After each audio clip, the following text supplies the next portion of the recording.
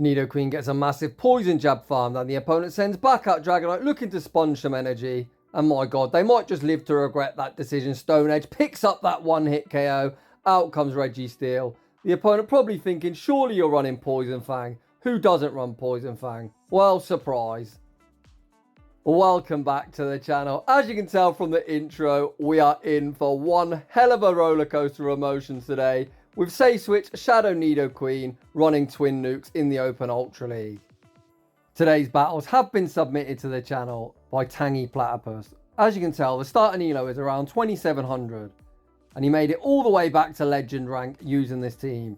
You might be thinking, how do I know that? Well, if you look on screen, we actually paired up together, very close to Legend rank. It's kind of funny actually, I finished downloading these battles around 30 minutes before we queued into one another. Of course, I was running my double Dark Poison backline. If I was to see a Poison Fang user, I literally would always look to call the bait, but thankfully I knew there was no chance of being baited, as there was no Poison Fang potential. And some people like to say content creators have it on easy mode. Apparently I do. Most trainers don't have the potential to see other people's movesets, so you already know that Stone Edge coverage is going to catch people sleeping. Without any further ado, let's get into the battles. And in game one, we see Virizion in the lead. One of the main reasons I think this team is so effective is all three Pokemon resist fighting. We tank the Leaf Blade, see the pivot into Nidoqueen, checking what the opponent's best ground type answer is, and out comes the Jellyfish. As with any ABB team, you're always going to look to pivot into one of your B types to draw out the potential counter for your second B type, and that's exactly what we've done, as of course ground is weak to water. Hopefully with Jellicent out of the way, Gliscor have the best chance of cleaning up. The opponent continues to farm up, allowing Nidoqueen to reach the second Earth Power, leaving him at around a third HP. Nidoqueen has done its job, gaining a shield advantage and getting this Jellicent in a range where Gyarados doesn't even need to reach a crunch, as a few Dragon Breaths and an Aqua Tail should get the job done. TangyPlatypus does look to remove Jellicent from the field of play, but the opponent's like, nah, I'm going to keep the Jellicent around. Catches the Aqua Tail back onto Virizion. Virizion opts to throw the Leaf Blade, and we see the instant no shield deployed. TangyPlatypus looking to put all his hopes and dreams on the back of a two-shielded bat. We're going to tank the Leaf Blade, commit to the double super effective wing attack farm down, and leave with residual energy good to go. Back out comes Jellicent with the Surf Bank, and we're going to see the first Protect Shield deployed. Gliscor continuing to farm up, going to fire off the Night Slash, easily going to be enough from this range to secure the knockout. The opponent's third is Dragalge, and we find ourselves in the bait game. The final Protect Shield is deployed, blocking up the incoming Aqua Tail, and ball is in the opponent's court, and we are not baiting. Does the opponent respect the damage? They do not. Get that Dragalge off my screen. We nuke them through the Protect Shield, and we take that game. In the next battle, once again we see a fighter in the lead. It is very advantageous to run strong into fighters, as this season's Ultra League meta is littered with Annihilate, Virizion and Poliwrath. The opponent fires off the Night Slash, then make a very nice catch, catching the Aqua Tail onto Tapu Fini, but it is Nidoqueen time. With that chip damage, TangyPlatypus should be able to go for the one shield, poison jab farm all the way down, and then start nuking whatever the opponent wants to bring back out. That looks like the play we do go for. If Annihilate does return, potentially they're going to look to call the Poison Fang bait, but we have no bait potential. Earth Power rocks 8 deep into the red. Shiny Shadow Nidoqueen is still not done, fires off the next Earth Power, forcing a Protect Shield. Trainer, what have you got hiding back there? I honestly was expecting that to go no shielded. Night Slash secures the knockout. We now send out Gliscor. Gliscor gets a very nice running start, and out comes Tapu Koko. Once again, we find ourselves in the bait game. TangyPlatypus farms up and makes a savage catch, catching back onto Gyarados. The opponent does go for the undercharge, but it's simply too little too late. There literally is no point in baiting. Our only lose con is if we bait and the opponent calls it. Hence TangyPlatypus goes straight Earthquake and nukes them through the Protect Shield. GG's. In the next battle, we see Registeel in the lead. Two better responses in the back, and that is a savage catch. Let's go.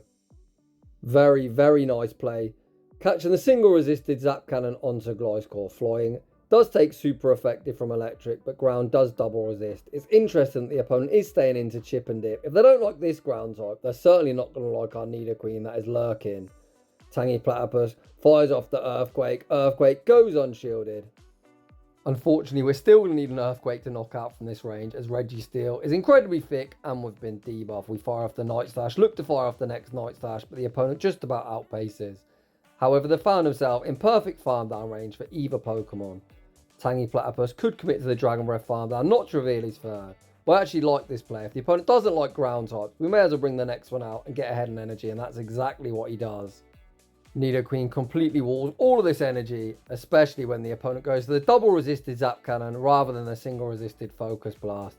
We see the pivot into Gyarados, looking for the snipe, but disaster, as out comes Tapu Koko. We fire off the first Aqua Tail, forcing the opponent's first Protect Shield. Gyarados able to fire off the second Aqua Tail, which does go unshielded, and now we are going to find ourselves permanently debuffed for the remainder of the game. Much like the Registeel matchup, we do completely wall all of this energy, but that is quite a ballsy no shield, as we don't know what's in the back and we've already found ourselves below half health. But thankfully it's another fighter and the opponent has literally no fast move pressure into us. Nidoqueen going to finally start deploying Protect Shields. We shield up the Leaf Blade. This is one matchup where having Poison Fang would certainly be advantageous. However, as we've got such a huge energy lead, we should be able to go straight Earth Power all the way and clean up. The opponent reaches one final Leaf Blade, but they certainly won't be reaching another. Nidoqueen gets the Poison Jab farm down. The opponent's Tapu Koko would get Earth Powered to the face, so they're going to concede the match. GG's. In the next battle, we see the ever-annoying Chunky Squirrel. I think the best thing about next season's move update is nerfing this thing, as it is so bloody annoying in Ultra League. Next season, I expect Licky Licky to be the Greedent replacement on 95% of meta abusers teams. So don't worry, you're not going to see Tentacruel, Guzzlord, Greedent anymore. You're going to see Tentacruel, Guzzlord, Licky Licky. Fantastic. However, we've got distracted, so returning to the commentary, Gyarados fires off the Aqua Tail, which unfortunately isn't quite lethal. TangyPlatypus just going to let Gyarados go down and get ahead in energy on Gliscor. Gliscor gets the wing attack farm down. Out comes Dragon Breath Giratina. Very nice to see this, as Nidoqueen doesn't particularly like to see a Giratina, especially not the oppressive Dragon Breath variant. Although, is Giratina ever oppressive? Not really, but you kind of get what I'm saying. Even Pokemon with non-existent attack stats like Giratina do really start chunking when they've got access to a hard-hitting one-turn move like Dragon Breath. Looks like the opponent completely sacking Giratina. Gliscor just firing off Night Slash after Night Slash. Where's our boost? TangyPlatypus, before you go to bed tonight, give a quick prayer to them RNG gods. They're always listening and they'll always reward you if you say your graces. We see TangyPlatypus bank a Night Slash, and out comes Tentacruel. Tentacruel not going to appreciate the Earth Power. We're going straight for it. Earth Power forces the Protect Shield. Nidoqueen has a Protect Shield to hide behind, and one Scald isn't going to be lethal. I think the correct play here is to no shield in case the Acid Spray. You can see Nidoqueen left deep in the red, but the opponent unable to get the double resisted Poison Jab farm down, allowing Nidoqueen to reach the next Earth Power. Earth Power isn't quite lethal. Gliscor just needs to shield this move up. Wing attack farm down, and Giratina can have 1 bazillion energy if it wants, but they certainly will not be winning CMP. And TangyPlatypus is going to emerge victorious. GG's, and thanks for playing. In the next battle, we see Shadow Gyarados into Guzzlord. You'd think this is a great matchup, however the issue is our charge moves are completely walled and we are insanely glassy. This Dragon Claw is not going to be appreciated. Gyarados left deep in the red. We then bank our energy, hoping it's going to be more useful against whatever's in the back, and say switch into Gliscor. Gliscor's been one of my favourite Pokemon in Ultra League for a long time. I used it earlier in the season, and every time I used it, I really wish I had Aerial Ace or Aerial Ass, which is something I didn't think I'd ever say. But the reason for that is there's so many fighters and so many Guzzlord, and Night Slash just doesn't really help you out that much. We just saw a prime example there of where Night Slash is really more of a hindrance than a benefit. The opponent was deep in the red, but they're able to survive the Night Slash. Gliscor, though, has managed to obtain a shield advantage, and Nidoqueen now gets a Poison Jab running start. The opponent sends out Trevenant. Farm up some energy, then try their luck, making a sneaky Poison Fan catch onto Squidward. Uh-oh, trainer, you're in trouble. As we didn't throw, the opponent does respect the Earth Power, but Nidoqueen, with a 2-0 shield advantage, looking primed to sweep. Oh baby, this is going to be so satisfying. TangyPlatypus heavily over farms before firing off the next Earth Power. Tentacruel, you silly squid, remove yourself from my screen. The opponent continues to farm up energy, allowing us to reach the Stone Edge. Stone Edge won't quite be lethal, but we go for the wham, bam, combo play. Pivot out into Gyarados, serving up the Big Mac and the fries, and that is going to be all she wrote. GG's. In the next battle, we see a very old school battle of Gyarados versus the big thick boy Snorlax. You might be excused for thinking this is the Master League Premier Cup, as that isn't a matchup you're going to see in Ultra League, at least not this season. Maybe around season 5 to 10, perhaps, but nowadays no one really uses either of them threats. We say switch into Gliscor and we are hard punished by Tapu Fini. We tank the Surf, return fire with the Earthquake. Landing that Earthquake leaves Tapu Fini in perfect farm down range for Nidoqueen to come in and get a very nice running start. Back out comes the big thick boy. Very nice timing from the opponent just before we reach the Earth Power. We shield up the Body Slam and we are going straight for that Hail Mary. Earth Power. Boo, go shielded. TangyPlatypus then pivots back out into Gyarados, baiting out Ampharos. We fire off the Aqua Tail, which goes unshielded. Oof. I think we're going to have to try and Poison Jab farm all the way down. TangyPlatypus going to tank the first move. These Volt Switches are double resisted. Unfortunately, we're unable to Poison Jab farm down before the next Brutal Swing is reached and we're forced to shield. Nidoqueen is going to get a massive Poison Jab farm down. And this is another situation where having twin nukes is very advantageous. The opponent might be inclined to no shield the first move. Earth Power lands through the Protect Shield. It's going to be Lick versus Poison Jab. Nidoqueen wins the fast move beatdown and we take that game. In the next battle, we see some Shadow and Shadow Crime. Shadow Gyarados into Dragonite. The opponent says no thank you, safe switch into Ampharos. And I'm quite surprised to see us send out Gliscor here. Of course, on paper, we do have a typing advantage. They do resist our quick move or wing attack, and we need to successfully land an Earthquake. Most Ampharos shield, so I don't mind that bait. I personally never bait, and it always gets shielded, and it's super frustrating. We're actually doubling down on baits. Does the opponent go 2 for 2 on shielding baits? Yes, they do. Despite us double baiting, we'd be forced to 2 shield to win this mid-game. I definitely agree with no shielding there, as it would give Dragonite a running start. Gyarados would not appreciate a Shadow Dragon Claw. Instead, we send out Nidoqueen. Nidoqueen is going to get a massive Poison Jab farm down. And if Dragonite does return, it's time to show him our party trick. We do send out Nidoqueen, get a massive Poison Jab farm down. Back out comes Dragonite, hopefully looking to soak the energy. But trainer, you're going to live to regret that decision. Stone Edge picks up that one hit KO. Out comes the basic Bitch Tin Can. If the opponent's hoping Poison Fang is our second move, sorry trainer, it's not. Earth Power lands for massive damage. We send out Gyarados, just forcing the energy. Zap Cannon, double super effective. Easily going to pick up that one hit KO. The opponent actually go for a very nice undercharge. However, we're able to reach the Aqua Tail. There is no shot. Is the opponent going to be able to reach a move? Oh, that looks like CMP. Wow, very, very nice attempt from the opponent. We just about managed to pick up the dub. GG's. In the next battle, we found yet another Ampharos. Ampharos is actually going to be even better next season, as both Trailblaze and Brutal Swing are going to cost less energy. This time I do think Gliscor is the correct safe switch, as Nidoqueen would be our hard counter. We throw the Night Slash without having the energy for the Earthquake, which I don't mind, just getting off some chip damage. The opponent continued to stay in, allowing Gliscor to reach one further Night Slash, which might even force a Protect Shield, and it does. TangyPlatypus is going to have to wait out his full clock here, as the opponent is still yet to switch, so they're not switch locked, and we are. The opponent does save Ampharos for our Gyarados. Switch timer pops up, we bank all our energy, and then send out Gyarados to operate as the damage sponge. Gyarados really isn't the best damage sponge you're ever going to see in Ultra League. It is so glassy, especially when the opponent throw the hard hit in Future Sight. We tank the Future Sight, return fire with the Crunch. The opponent not wanting to tank any more Dragon Breath damage, fire off the Moonblast, go for the undercharge and get the Psycho Cut farm down. We now send out Nidoqueen. Nidoqueen gonna fire off the Earth Power. Earth Power easily gonna knock out from this range. To be fair, Poison Fang would have as well, but we're not running it. The opponent now sends out Virizion. I think this video has been a prime example where Stone Edge comes in handy and having Poison Fang's very nice. Another thing that I've noticed is the lack of respect for Nidoqueen. Nidoqueen has been such a core breaker to so many of these teams around the expert legend rank. The opponent literally has no fast move pressure into us whatsoever. We shield up the Brutal Swing, commit to the Poison Jab farm down. The opponent still has one Protect Shield, too hard behind, but they're going to be able to save it for next season. Leaf Blade doesn't get the job done. Nidoqueen, Poison Jab farms down, and we take that game. In the next battle, we see Poliwrath in the lead. Counter is resisted, although Gyarados really doesn't resist anything. Icy Wind doesn't even get same type attack bonus, but is going to put us below half health. Gyarados is completely walled with its charge move, so I agree here. We're banking the energy and say switching into Gliscor. We fire off the Night Slash looking to fake a potential aerial ace, forcing a Protect Shield. We see the instant no shield deployed, Icy Wind, double super effective, and my gosh, that does so much damage for a non-stab move. The opponent saves Poliwrath, pivot out into Jellicent.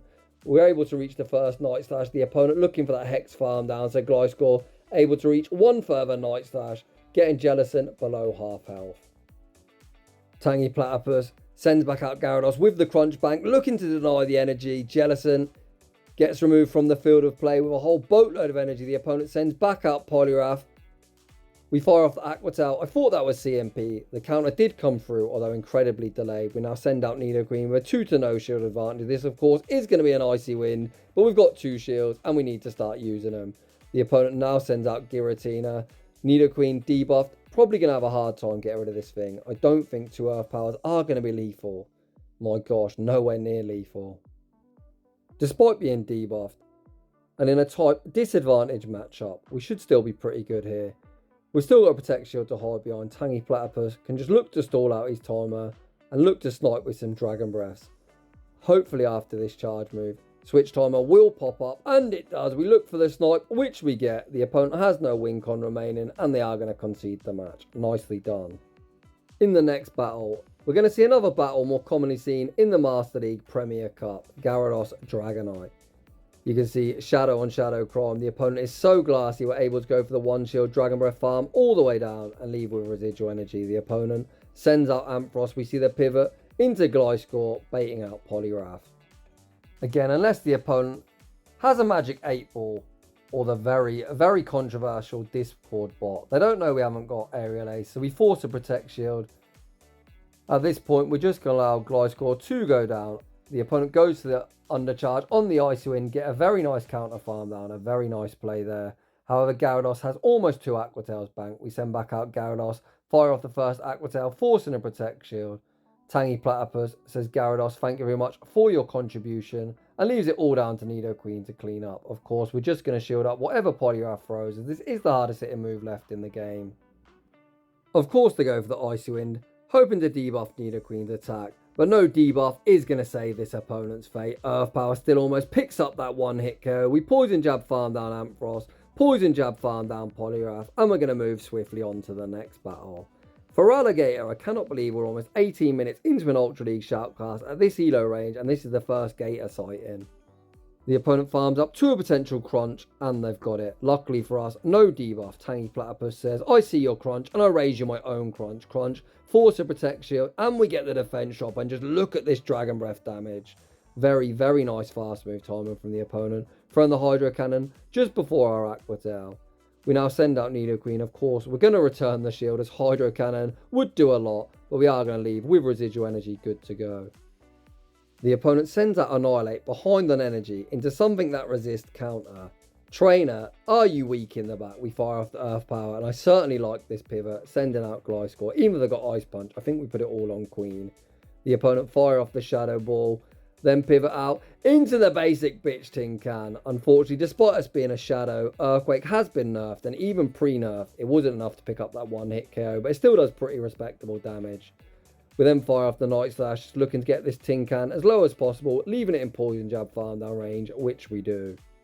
Win con from here is nice and straightforward. Just Poison Jab farm this down. If Registeel makes a charge move, who cares? I highly doubt they've got Flash Cannon, so everything is going to be resisted. The opponent fire off the Zap Cannon, fishing for the debuff. They get the debuff, but it's too little too late. Nidoqueen going to be able to reach back-to-back Earth Powers. The first one gets the opponent deep into the red. We're going to be able to reach the next one. We actually go for the BM Stone Edge, and I'm a massive fan of Bad Manners. The opponent fire off the Night Slash, but no bait. We'll be saving this opponent's fate. The full undercharge, Stone Edge, still enough to pick up the dub. GG's.